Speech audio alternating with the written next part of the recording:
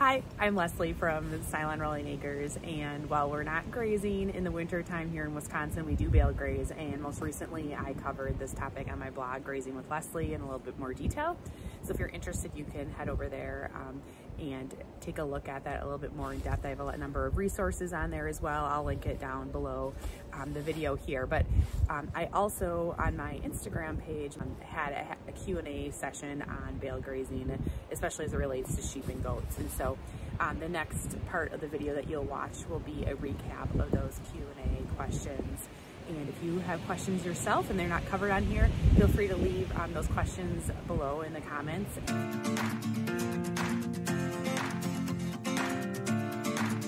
The question is, can you only bale graze on areas that are with bare soil? And the answer is no. You can bale graze really anywhere that seems like a decent fit.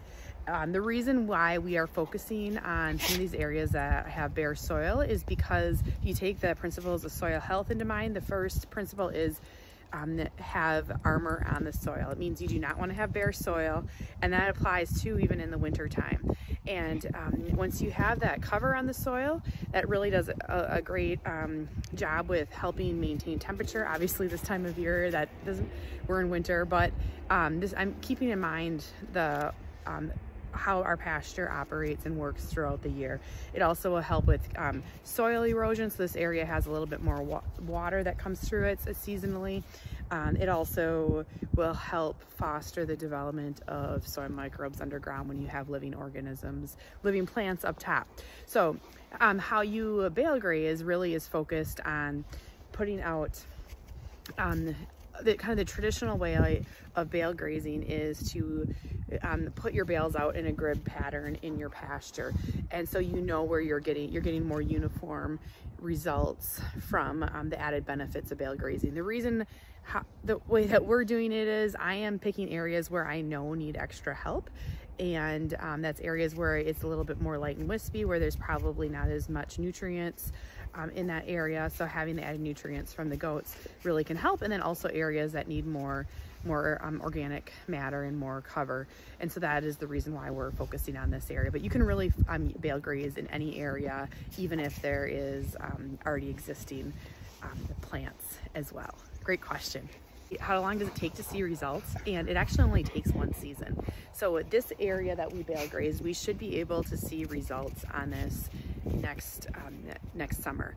It probably will be maybe about midsummer. I'm just kind of guesstimating, once the grasses start to get established and that hay residue that stays in place to help the grasses start to grow and everything get established. This area might take a little bit longer because it is bare soil, so it's kind of starting from scratch, just because there hasn't been living organisms on it for a while, just because we did some work on it last summer. But there are some other areas of our pasture where we bale graze and we can see the immediate results the next growing season just by looking at water infiltration ability and the obvious green growth with added nutrients. So in most cases, I will have our goats and sheep eat all the residue that's there. So behind us here, you can see a little bit, there's the bales, they're working on them.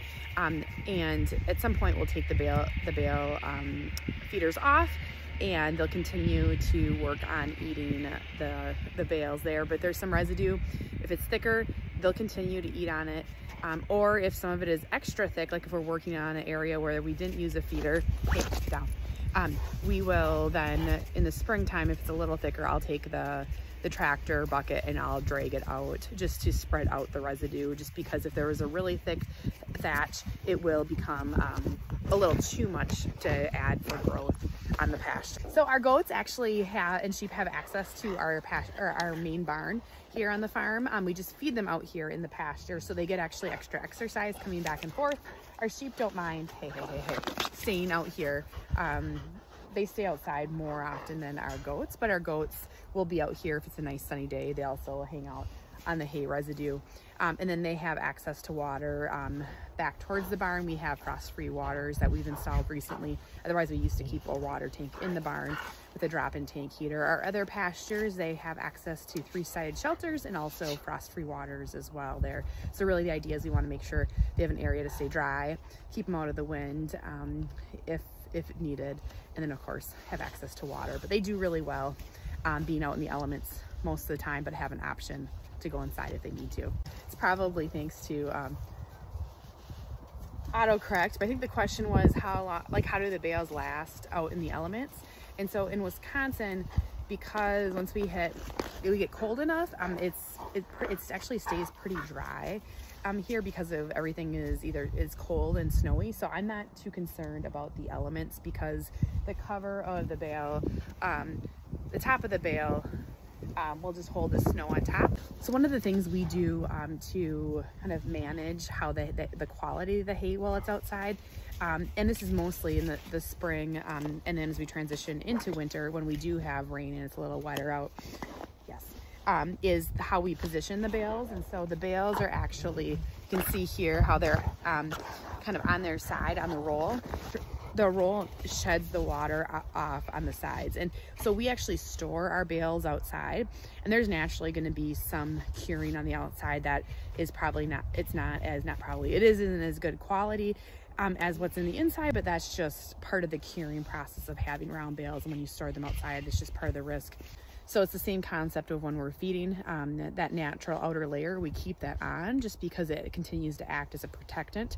Just as they continue to eat, sometimes I may need to peel some of that off just if it gets a little hard to move the bale as the bale feeder naturally moves in. We'll leave the twine on because that keeps everything together and along with that outer core area, so it kind of protects the bale. But then as they continue to eat, I'll start to cut the twine off, or when we set the bales, I will cut the twine off a few inches in, and then as I come out and do checks, I will often cut the twine a little bit more and pull it off. But that does help keep the integrity of the bale, and then also keep it kind of protect it from the elements when we get into that rainier season as well. What I really like about these feeders is that they have this narrow opening, so they can stick their noses in easily to eat, but they can't pull out big chunks of hay. We actually, if you have goats and sheep, you know they're notorious for hay wasting, and they actually waste not a lot of hay with this style hay feeder. There's some that have horizontal openings. I'm not as a big fan of those. Plus with our goats having horns, want to use just because they can be kind of a hazard. We will move them with the hay tines on our tractor, but I also can move them myself and set them up myself. They work pretty well, and also address kind of that hay waste usage question too. Need to be as concerned about residue with using feeders like this. So will we harrow the pastures in the spring? We'll only, we don't have a harrow anymore because we got rid of most of our tillage equipment when we got a no-till drill. But we will use the bucket, the bucket of the tractor. If its area is a little thicker with bale residue. But if they do a good job of eating it down, we usually don't do anything. This year we have more plastic bale twine just because it was cheaper this year than the sisal that we normally use. So we are going to have to do some digging in there to pull that out, just because that's going to be a little problematic, leaving that out in the elements. Especially with regrowth and such. Bale grazing on the ground has the potential to increase parasite issues with goats and sheep. So that's one of the reasons why we use the bale feeder that we use, because it forces the goats and sheep to eat through the feeder versus eating residue on the ground.